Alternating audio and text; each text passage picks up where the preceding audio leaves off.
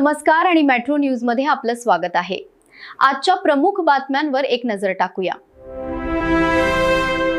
सोलापूर शहरातील आज तुम्हाला माहिती आहे की जे काही जुने 34 टाके आहेत यात नवीन अजून 34 टाक्याच्या भर पडून सोलापूर शहराचा 2060चा रेशो पकडून 2060 ची लोकसंख्या पकडून या ठिकाणी आपल्याला 1,500 कोटीची या ठिकाणी प्रकल्पाची या ठिकाणी आपण मान्यता दिलेली आहे। आता सध्याची जी आहे ती 800 किलोमीटरची आपली जी पाईपलाईन आहे ती पुढे एक्सटेंड करून आपण जवळपास 1100 ते 1200 किलोमीटरची जी पाईपलाईन आहे ते सोलापूर शहरातील सर्व शहरामधनं या ठिकाणी ते जाणार आहे आणि लोकांना ज्या ठिकाणी आपल्याला प्रत्येक एरियाला आपण एक एरिया दिलेला आहे।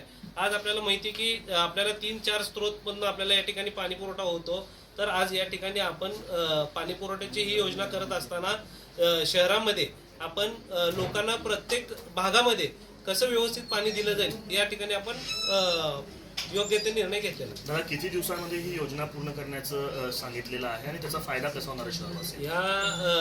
या योजनेचा फायदा शहरवासींना रोज पाणी पुरवठा या ठिकाणी होणार आहे आणि ह्या ठिकाणी ही योजना जवळपास मला वाटतं 1.5 ते 2 वर्षात या ठिकाणी पूर्ण होईल। 3 वर्षात योजना होणार का 3 वर्ष कंप्लीट झाल्यानंतर? आज आपण आता या ठिकाणी कर प्रणाली फक्त बदलायला आपण या ठिकाणी हे केलेलं आहे, त्या ठिकाणी वाढ या ठिकाणी कुठेही केली नाही।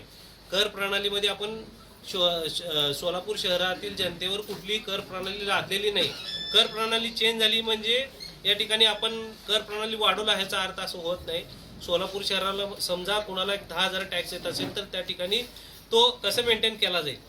10,000 टॅक्स असेल तर 900, 9,060, 9,500 म्हणजे त्याचा जो ग्रोथ आहे तो ग्रोथ आपण या ठिकाणी मान्यता दिलेली नाही आहे। आपण फक्त कर प्रणालीला चेंजला मान्यता दिलेली आहे। दादा, खरं तर याच्या आधी जे सोलापूर शहराला पाणी पुरवठा होतो आठवड्यात एकदा होतोय।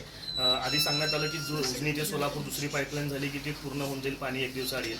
त्यानंतर सांगितलं की वॉटर ट्रीटमेंट प्लांट झाला तर 1 दिवसाआड येईल आणि आता पुन्हा वितरण व्यवस्था सांगताय। म्हणजे जोपर्यंत ही पूर्ण यंत्रणा कार्यान्वित होत नाही तोपर्यंत शहराला आठवड्याला एकदाच पाणी मिळणार असंच म्हणावं लागेल। जवळपास 3 वर्ष अजूनही प्रश्न सुटणार नाही। तसं नाही, वॉटर ट्रीटमेंट प्लांट जो आहे आता आपल्याला माहिती आहे त्या ठिकाणी एकदम आपल्याला 90 MLD पाणी वाढणार आहे। हा 90 MLD पाणी वाढताना 1 वर्षाच्या या ठिकाणी ते काम अपेक्षित आहे। कारण एक सांगतो, त्याचं काम सगळं आपल्याला प्लांट तयार आहे, जागा या ठिकाणी फक्त ह्याची फॉरेस्टची जागा असल्या कारणाने ते काम थांबलेलं आहे आणि तो काम आपल्याला प्रोजेक्ट रेडी आहे, सगळे रेडी आहे। फक्त त्यांच्याकडून एक आता नागपूरला आता ती फाईल आहे, त्या फाईलचा पाठपुरा या ठिकाणी आमचा चालू आहे। कारण का त्याची मान्यता हे दिल्लीवरून आपल्याला घ्यावं लागते। फॉरेस्ट डिपार्टमेंटची त्या ठिकाणी ती जागा आहे आणि त्या ठिकाणी प्लांट तयार आहे। सोलापूर शहराला तो प्लांट चालू झाल्यानंतर एकदम 90 MLD पाणी वाढणार आहे आणि तो वाढत असताना शहराला 1 दिवसाआड त्या ठिकाणी पाणी निश्चित या ठिकाणी होणार आहे। तो हा प्रकल्प वेगळा आहे आणि जो दुसरा आपण जो करतो आता आपण सध्या 1400 कोटीचा हा प्रकल्प वेगळा आहे। 1400 मान्य झालेला आहे का नाही? कारण विरोधक म्हणतात की तो मान्य झालेला नाहीये, आम्ही त्याचा हरकत घेऊ। 1400 कोटीला आपण या ठिकाणी आताच सांगितलं, आपण या ठिकाणी मान्यता दिलेली आहे आणि विरोधक हे नुसतं स्टंटबाजी करत असतात, त्यांचं ते काम आहे। कारण का तुम्हाला बघता की प्रत्येक सोलापूर शहराच्या विकासाच्या जर दृष्टिकोनातून आम्ही जर कुठलेही काम करत असताना कुठलीही गोष्ट राजकारण करणे, मध्ये येणे हे असं त्यांचं कायम म्हणजे हे राहिलेलं आहे। तर ह्या 1400 कोटीला आम्ही या ठिकाणी मान्यता दिलेली आहे आणि मान्यता देत असताना ते सारखं राजकारण करत होते आणि आयुक्त साहेबांनी त्यांना या ठिकाणी सांगितलेली की कुठलीही करवाढ दरवाढ या ठिकाणी होणार नाही आहे, तरी देखील ते स्टंटबाजी करत होते म्हणून त्यांचं या ठिकाणी आम्ही निलंबन केलेलं आहे। त्यांनी बाहेर बॅनरबाजी केलेली आहे, पालकमंत्र्यांवर टीका केलेली आहे, डायनोसॉर असं त्यांनी पालकमंत्र्याला उपमा दिलेली आहे। काय सांगा?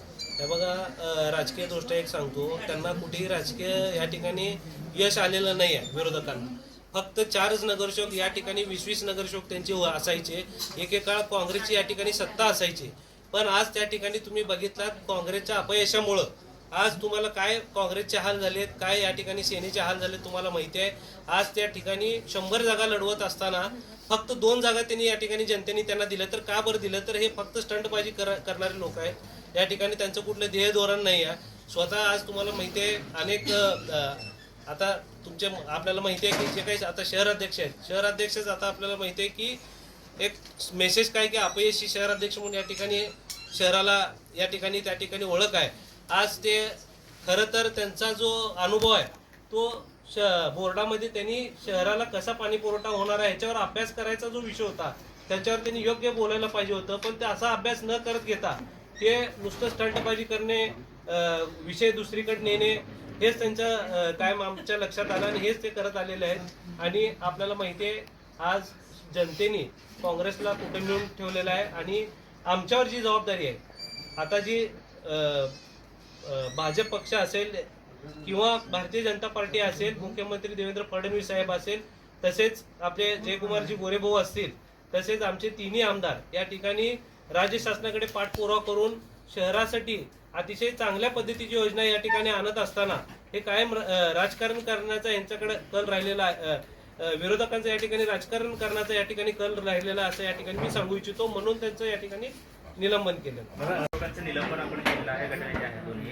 काय नक्की कारण होतं निलंबन करण्याचं? त्यांचं असं मत आहे कर वाढवलं, कर वाढीला विरोध करून आमचं निलंबन केलं. बघा, कर वाढवणं हे असं विषय नाही आहे. तो सोलापूर शहराच्या सर्वांगीण विकासासाठी आपण सोलापूर शहराला रोज पाणी पुरवठा करण्याच्या दृष्टिकोनातून हा विषयाला मंजुरी दिलेली आहे.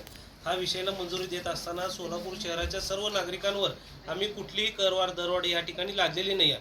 कर प्रणाली या ठिकाणी चेंज झाली म्हणलं तर त्या ठिकाणी टॅक्स या ठिकाणी आम्ही लादला असं होत नाही.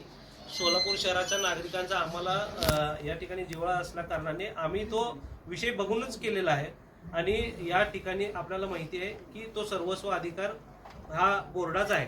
कर प्रणाली चेंज झाली जेणेकरून सोलापूर शहरातील नागरिकांना आपला टॅक्स पद्धती कशा पद्धतीने येतो हा सुस्पष्ट या ठिकाणी त्यांना आखता यायला पाहिजे. आज अनेक लोकांना आपल्याला माहिती आहे की जो काय आपल्याला टॅक्स येतो तो कशा पद्धतीने येतो हे अनेक लोकांना नागरिकांना या ठिकाणी माहिती नाही. तर हा जो कर प्रणाली आपल्याला कॅपिटल बेस्ड टॅक्स जो आहे कर प्रणाली जी चेंज केली, तर हे चेंज करत असताना नागरिकांची आपण या ठिकाणी काळजी घेतलेली आहे. या ठिकाणी कुणालाही जादा टॅक्स या ठिकाणी बसणार नाहीये. भांडवली मूल्यावर आधारित कर नवीन योजना काय आहे सांगा. नवीन योजना काय? भांडवली मूल्यावर आधारित कर प्रणाली आहे, तर त्यामुळे आपण सांगता कर वाढ होणार नाही, दर वाढ होणार नाही. हे एका वर्षापुरतं असणार का भविष्यात कधीही वाढ होणार नाही? हे बघा, तो सर्वस्व अधिकार आता आपण फक्त मान्यता दिलेली आहे, त्याच्यानंतर आपल्याला हा बोर्डाचा अधिकार आहे ते तुम्हाला त्या ठिकाणी सांगण्यात येईल. नवीन योजना काय आहे 34 कोटी? बघा,